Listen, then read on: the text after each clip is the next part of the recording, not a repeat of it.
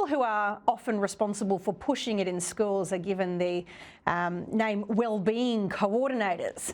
It's a bit of a strange name for it, really, given the way that these ideas seem to correlate with pretty bad mental health and pretty bad well-being. But in any event, they're frequently arranging for trans activist organisations to give talks within schools that discuss gender fluidity. And at one school, they emailed all students asking them to fill out a survey if they wish to be known by a different name or gender, in a way that really undermines parental involvement and authority. Have examples like that emerged from the UK? Absolutely. I mean, it really is a form of indoctrination. I know that there are many schools in this country where parents are finding out that their children are actually socially transitioning without telling them.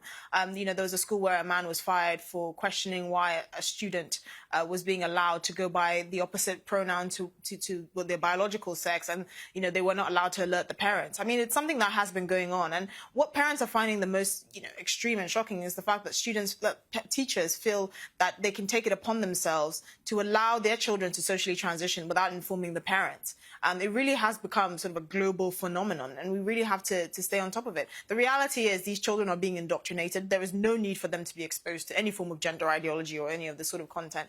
And, many of these well-being coordinators are saying it's a preventative action so that if children do feel some sort of gender non-conformity, they know what it is. But the reality is this is not a massive problem. If we're talking in terms of statistics, I can't imagine it's even more than 5% of young people that feel this way.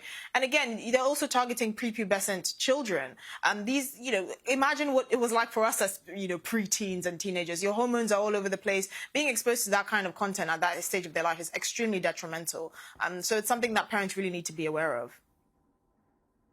Yeah, puberty's hard enough without this kind of nonsense being sowed in the mind. So much of it goes on without parental consent.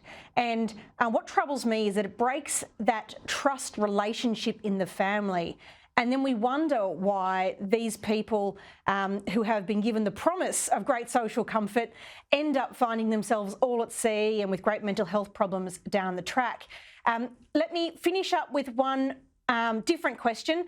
There's been news that's huge in the UK. ITV breakfast TV show host Philip Schofield has quit his role after admitting to an affair with a colleague.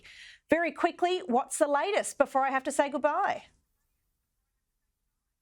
Yeah, so this is quite a news storm here. So Philip Schofield, who was the presenter of This Morning, admitted to publicly lying and deceiving, the media and his colleagues about a relationship that he had with a runner, an inappropriate relationship that he had with a runner. And clearly he was in a position of power and privilege, considering that he was the one that actually got this young runner his role at ITV. So the whole thing has kind of just been Esther, I'm so sorry I've got to interrupt you and leave it there. I'm so sorry, Esther. You have a great night. Thanks for your contribution.